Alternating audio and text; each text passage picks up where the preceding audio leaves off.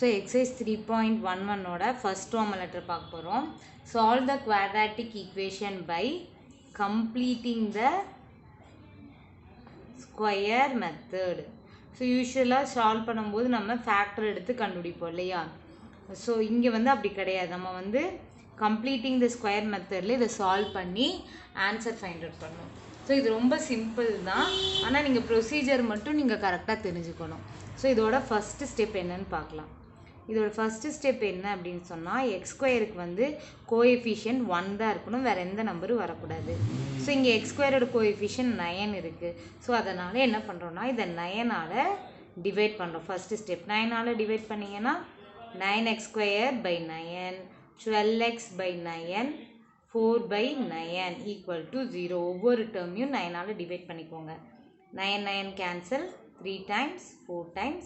இங்கே கேன்சல் பண்ண முடியாது. இப்போ பேலன்ஸ் என்ன இருக்குது? X square minus 4/3x plus 4/9 equal to 0. ஓகேவா? இது வந்து ஃபஸ்ட்டு ஸ்டெப்பு.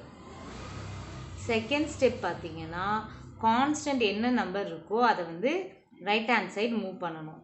ஸோ இப்போ என்ன வரும்? X square minus 4/3x is equal to minus 4/9.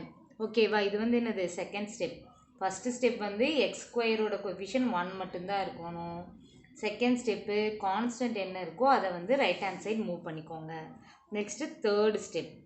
Third step நல்லா இம்பார்ட்டண்ட்டாக பாருங்கள். தேர்ட் ஸ்டெப் என்னென்னா, இந்த எக்ஸோட கோஎஃபிஷியன்ட் என்ன நம்பர் இருக்கோ அதை 2ஆல் டிவைட் பண்ணி ஸ்கொயர் பண்ணணும்.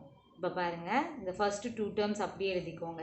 எக்ஸ் ஸ்கொயர் மைனஸ் 4/3x அதை அப்படியே எழுதிட்டு என்ன பண்ணணுன்னா, ப்ளஸ் கோஎஃபிஷியன்ட்டு எக்ஸோட கோஎஃபிஷியன்ட் என்ன இருக்குது? 4/3 அப்படியே போட்டுட்டு 2ஆல் டிவைட் பண்ணணும், whole square minus 4/3 into 2 into 3 into 2 த whole square.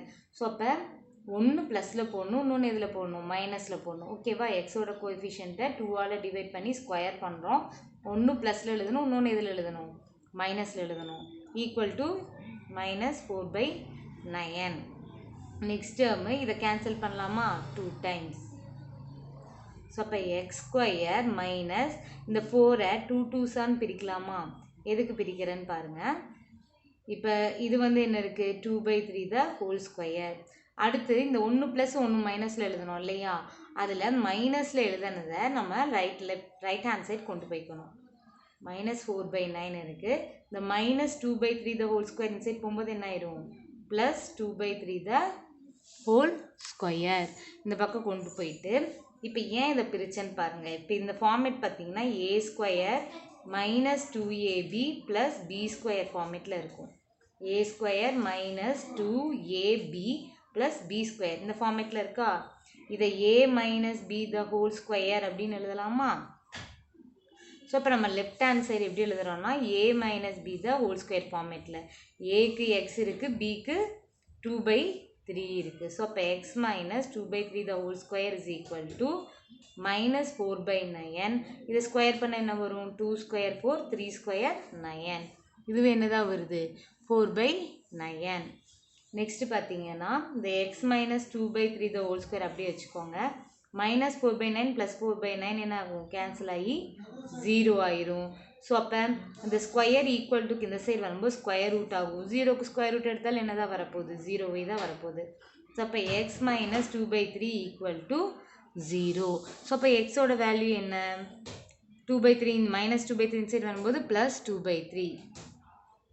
So quadratic equation பொறுத்தளவுக்கு நம்மளுக்கு நல்லா தெரியும் 2 ரூட்ஸ் வரணும். பட் இங்கே எவ்வளோ ரூட் வந்திருக்கு? ஒன்று தான் வந்திருக்கு. ஸோ அப்போ இதோட ஆன்சர் எப்படி எழுதுவீங்கன்னா, 2/3 2 times எழுதிக்கணும். 2/3 2/3ன்னு. ஓகேவா? 2 ரூட்ஸ் வரணும் இல்லையா? அதனால் அதையே எழுதிக்கணும்.